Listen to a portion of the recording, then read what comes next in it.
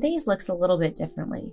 We're not wandering with the saints today, but we're discussing why All Saints' Day.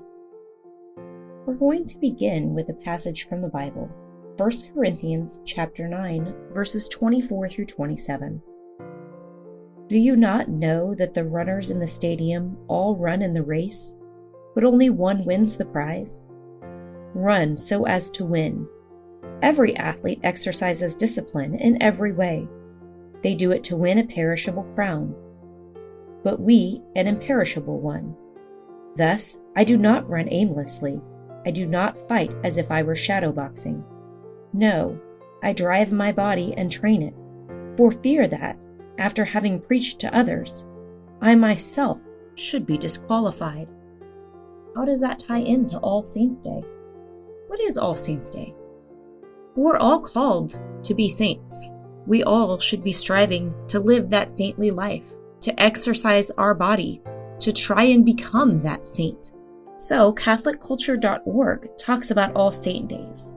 It says during the year the Church celebrates one by one the feasts of the saints.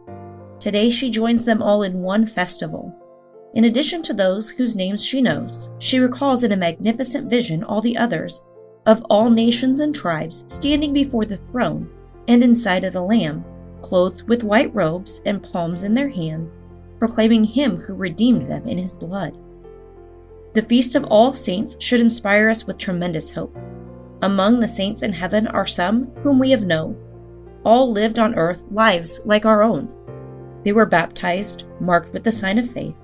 They were faithful to Christ's teaching, and they have gone before us to the heavenly home whence they call on us to follow them. The Gospel of the Beatitudes, which is read today on All Saints' Day, while it shows their happiness, shows too the road that they followed. There is no other that will lead us whither they have gone. The commemoration of All Saints was first celebrated in the East. The feast is found in the West on different dates in the 8th century. The Roman Martyrology mentions that this date is a claim of fame for Gregory IV, and that he extended this observance to the whole of Christendom. It seems certain, however, that Gregory III preceded him in this. At Rome, on the other hand, on May 13th, there was the annual commemoration of the consecration of the Basilica of St. Maria and the Martyrs, or St. Maria and all Martyrs. This was the former Pantheon, the Temple of Agrippa, dedicated to all the gods of paganism, to which Boniface IV had translated many relics from the catacombs. Gregory VII transferred the anniversary of this dedication to November 1st. Some things that we could do: visit a cemetery, spend a little time after Mass thanking God for all the unnamed saints, some of whom could be our own relatives. Prepare a special meal, dress up as your favorite saint, try some traditional recipes. Pray a litany of saints. Again, as I said, we're all called to be saints. Every saint started their life right here on earth, just like you and I.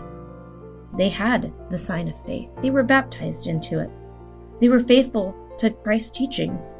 But the kicker is, as I talked to confirmation last year, some of them lived very real lives. And it took them a little bit into their life to realize that God was calling them to Him before they lived saintly. That doesn't mean for any of us that it's too late to live a saintly life, to exercise our body, as they said in 1 Corinthians, for that eternal crown, that eternal reward, that someday maybe you too could be a saint, as I told the confirmation class, with a capital S, meaning it's part of your name. Happy Feast of All Saints' Day.